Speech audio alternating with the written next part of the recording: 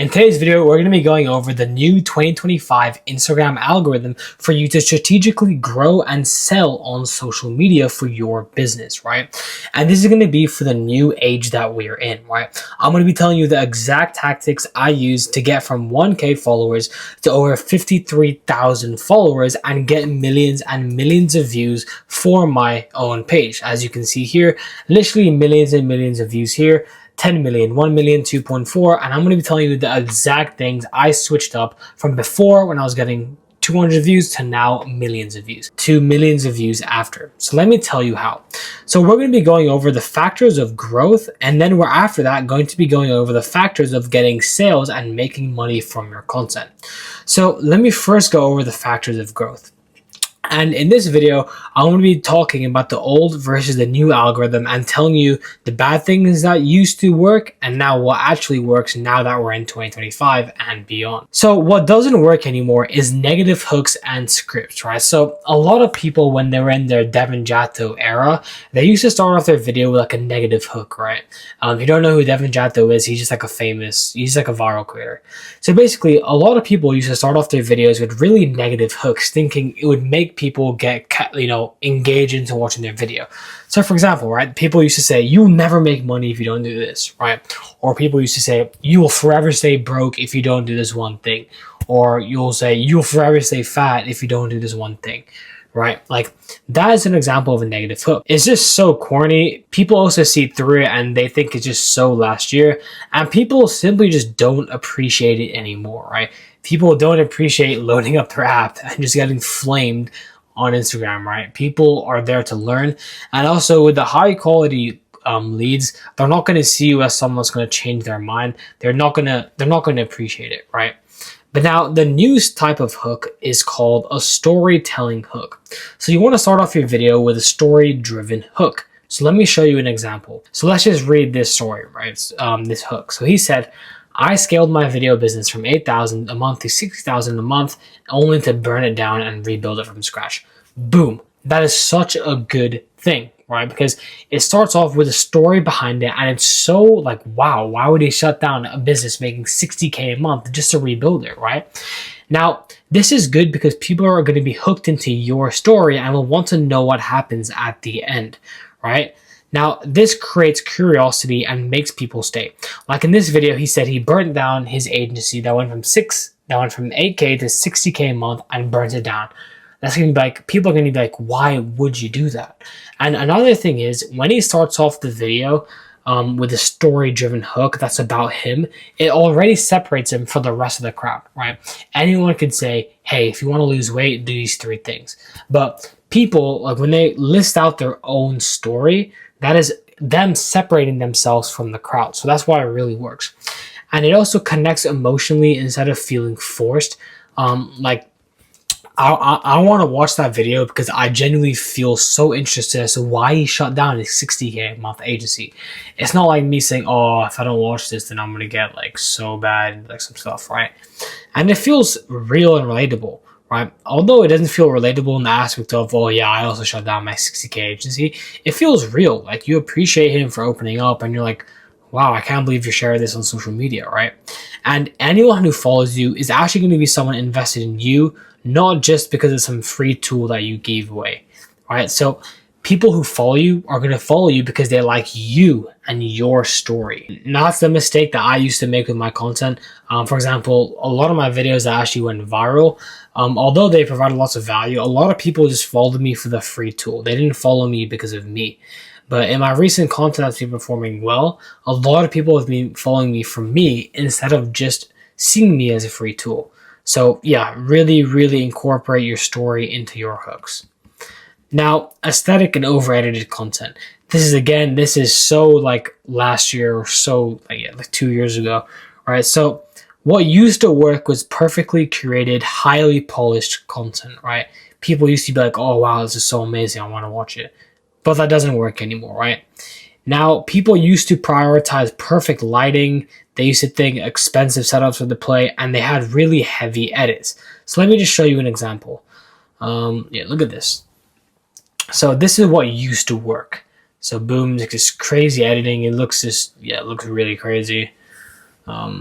Yeah, it's just brain rot, dude. Like, yeah, like no, people don't really want to watch that anymore because it's just like, when you do an activity for the whole day and you just don't want to do it anymore because you're just tired of it, even if you thought it was fun before, but now you're just so sick and tired of it. That is basically what this content is like, right? Anyone who's creating overly edited content is just annoying to see now. And yeah, people are simply just sick of it. And let me tell you one thing for sure, high quality leads do not like seeing that crazy content. And it also just doesn't feel relatable at all. And yeah, so now let's go over relatable and raw content. This is what is working now, relatable and raw content. So people want to, now this works because it actually feels real and it's relatable, right? I think one of the biggest factors that people overlook is that relatable content wins over everything. Like seriously, you might just think, oh yeah, Neil, whatever, relatable content isn't that important. But relatable content is what's going to make someone follow you. It's what's going to actually make someone feel comfortable investing into your business, right? This leads on to my next point right here. It makes you feel more trustworthy. One reason that people don't trust people is because they think that they're too far ahead of them, right? If you look at a celebrity, you're not going to trust them because you haven't seen the behind the scenes of their life. You think they're so they're so high status that you're not even on the same level as them. But when you make your content feel real and relatable, people automatically trust you more because they feel like they can relate themselves to you more, right? And then as well, you also just don't look like another guru scam artist. So again, I'm going to show you another example. Is literally this guy again. This guy again has such a nice, real, and relatable feeling to his content. It's just so simple. It's nice B-roll of him instead of crazy editing of like some random stuff. Nice chill captions. It's just him talking. It's so real, relatable. There's a nice story behind it. This is a great piece of content right here. So why does this work? Because high quality leads are drawn to content that feels genuine. If you've signed really high quality leads yourself, you probably know that if they like you, that's one of the biggest factors of them working with you, right? And it also just builds trust quickly because it feels natural and not like an ad. And that's something you really need to make sure your video does not seem like. Now, the second thing is generic value. This is probably one of the most important things, right? Generic value is just, yeah, it can really just destroy your video. Now, what do I mean by generic value? Generic value is basically value that is just so generic and it doesn't really mean anything, right? It's just like there's no specific tips. Now let me tell you why generic value is bad, and I'll give you an example of what generic value is down below. So generic value is bad because it's forgettable, right? Everyone says the same thing, so it doesn't stand out. Now, there's also no real impact.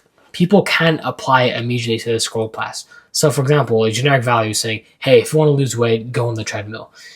So people are like, okay, I mean, I've heard that a million times.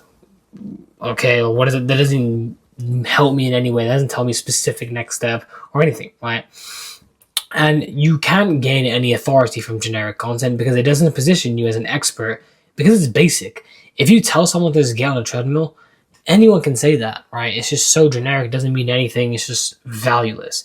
And again, of course, that's going to lead to low engagement, right? If people don't feel like they learned something from your content, they obviously won't engage with it, and your views will reflect that. Let's look at an example here, right? So this video got 161 views of mine. This was like a year and a half ago, and this was like, whatever you're watching this was in like 2023 November. So a pretty bad piece of content here. And yeah, that's because it was so generic. In this video, I literally said, you need to give more value and be unique if you want to get more views. And I was like, well, what does that even mean? I was wondering why I was getting 161 views. Like this video, as you can literally see, it was so over edited. It was so bad. It was like crazy, the editing style. The value was so generic. I was like saying, hey, you need to give more value and be unique if you want to get more views. That doesn't mean anything, right? And then, yeah, again, like people literally left the video not knowing any actionable next steps they could take, and they felt like they wasted their time watching my content. So yeah, that is an example of generic value. Now let me give you an example of what actually works now. So actionable value. This is by far the most important thing, right? Actionable value. So actionable value is something your viewers can do or implement right after watching your video. So for example, right here, in this video that got 2.4 million views, I gave away a useful website. Now, that is actionable value because you can literally go use that website right after watching my video. In this video that got 1 million views, I gave away 3 creators people can go and watch right now if they want to learn more about content. So again, that's actionable value. I'm giving people a direct next step they can take right after watching my video, and it's actually implementable. And it's actually, easy to implement. Again, with this video, my most viral video ever, 10 million views, right? I literally told people here's 3 Instagram settings to turn on.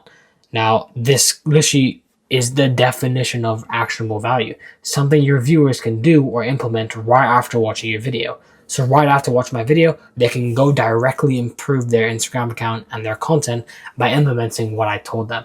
And this is amazing because with each and every single one of these videos, they left my video feeling like they really learned something and they really actually gained something.